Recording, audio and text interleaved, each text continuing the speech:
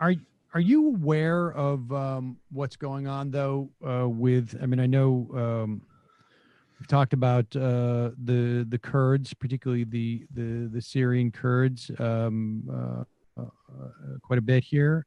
Are you and what's going on in Rojava, and are you aware of just how much those folks in Rojava are influencing the protesters in this country, Michael?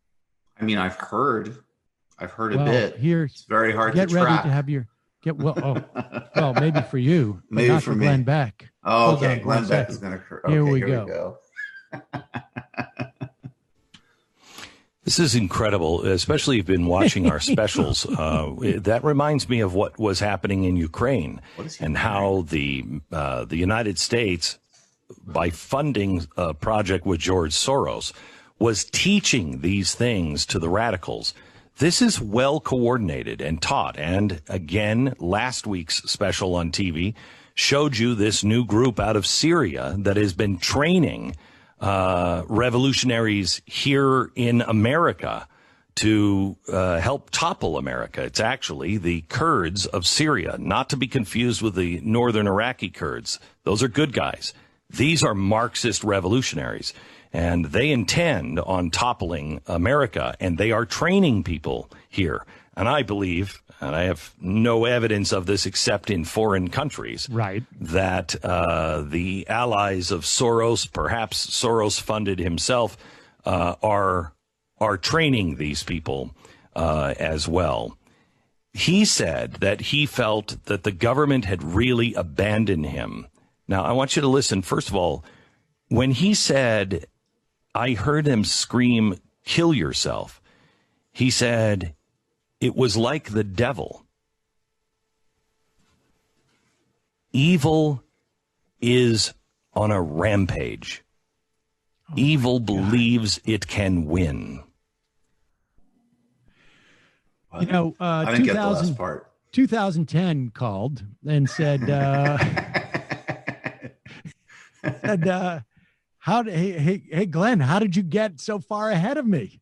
Essentially. Did he wear stuff like that in 2010? That looks like something. No, looks he like had a Star Wars bar outfit there. Slightly different look, but he has really returned to form, right? I mean, he is just, if he had, I think, a little bit more energy, he'd have the blackboard back. And he is talking about evil, and he's talking about Soros, and he's talking about in Rojava, where they are helping us, I guess, presumably, or I don't know whom, to topple the United States government, which, of course, everybody can see the progress going quite well. It's going quite well. It's very well. We may have expanded the Progressive Caucus by, half a dozen members in the House. Like first, you just do a little bit of farming in Seattle for a couple of days. Then Jamal Bowman might beat Elliot Engel, and then exactly. Boom. And then here goes the American guy. I mean, honestly, at one point there should be we should see as much of an apology as we saw in a proclamation that Glenn Beck has changed. I mean, it's just really, like, where's the Times article of like, oops, we got this one wrong? Where's the New York Magazine article? Oops, we got this wrong. Where's the Samantha Bee special on, hey, missed the boat on that one? You know what's so funny is I was always give Bob Garfield credit because on the media, he really seriously interrogated Beck. And what strikes me, especially with my sort of like, kick of like, actually, we should be rooting for people to change and undergo evolution and so on, that if Glenn Beck it wasn't just that Garfield actually asked him the proper questions. It was that Beck threw a temper tantrum and finished the interview. Like, that was the whole test right there, right? If Beck actually was like, no, I can answer some of this, I can deal with this, then that might have been that would have been the indication of like, oh, okay, that's potentially interesting. Everybody else just was like, oh, okay, you think Trump's a Bulgarian? Great. let's just go roll with this. Right. But here's the other, there's also like a option C, which is who the F cares? Okay, you are no longer an incredibly toxic human being, and we're supposed to throw you a birthday party for that?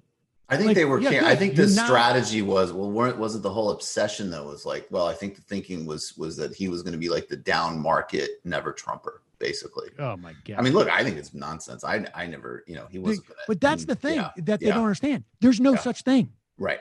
Absolutely. There's because a down market never Trumper. I mean, first of all, the up market never Trumpers, they have no constituency. Well, they do in the Democratic Party. Well, I mean, but they don't. I mean, they're not bringing anybody new to the table. Let's put it that way. Right. They may have fans, but they're not bringing any constituency to the table. They're already at the table, and just because they're saying like, "Oh, can I sit next to you?" That's great. But the down market, there is no down market never Trumpers because they get subsumed. They're immediately out. They're Justin Amoshed, if you will. They're no longer relevant to anybody at that point. Right.